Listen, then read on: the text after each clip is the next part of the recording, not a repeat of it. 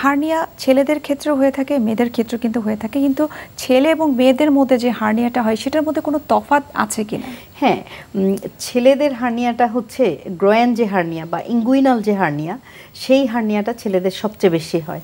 আর মেয়েদের যে হার্নিয়া সবচেয়ে বেশি হয় ইনসিশন দিয়ে, আগে একটা অপারেশন করেছে কমনলি, যেটা সিজার বা ইউট্রাস ফেলে দিয়েছে, তার উপর দিয়ে সেই ফুটা দিয়ে বেরোয় যায়, অথবা নাভি দিয়ে বেরোয়। এই বেসিক এই দুটোই টাইপগুলো ডিফারেন্ট, কিন্তু যখন হয় তখন মেয়েদের যে আবার ইঙ্গুইনাল হার্নিয়া হয় না তা এটা এটা বলা যাবে না, মেয়েদেরও ইঙ্গুইনাল হার্নিয়া হয়, বাট কম্পারেটিভলি কম, ছেলেদের খুবই কমন। আর আরেকটা ওই গ্রয়ান দিয়ে আরেক ধরনের হার্নিয়া হয়, সেটাকে বলে ফিমোরাল হার্নিয়া। এই হার্নিয়াটা আবার মেয়েদের বেশি হয়, ছেলেদের খুবই কম।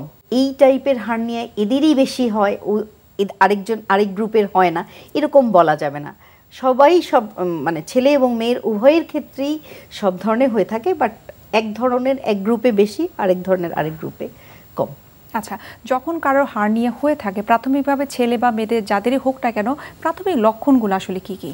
যে অংশে হবে, পেটের যে অংশে হবে সে অংশে এটা ফুলে ওঠে প্রথমে।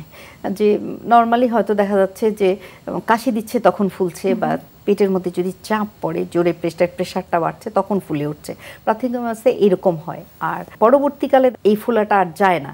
আগে হয়তো কাশি দিলেই শুধু ফুলতো, পরবর্তীকালে দেখা যাচ্ছে সব সময় ফুলে থাকে। তো এই ফোলা দেখেই পেশেন্ট আর কি ডাক্তারের কাছে আসে, জিজ্ঞেস করতে আসে যে আমার এই অংশতে ফুলে থাকছে। তো এটা তখন কাশি দিতে বললেই দেখা যায় যে আবার আরেকটু বাড়ছে।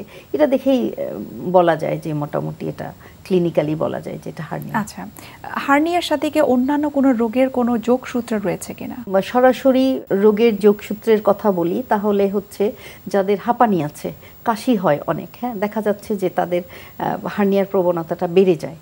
অথবা যদি কারো প্রস্টেট, ছেলেদের ক্ষেত্রে প্রস্টেটটা অনেক বড় থাকে, চাপ দিয়ে পেশাব করতে হয়, সেই ক্ষেত্রে দেখা যায় যে হার্নিয়া হচ্ছে। যাদের অনেক কষা পায়খানা থাকে, রেগুলার বেসিসে লম্বা টাইম ধরে কষা পায়খানা হচ্ছে, দেখা যায় তাদেরও হার্নিয়া হচ্ছে।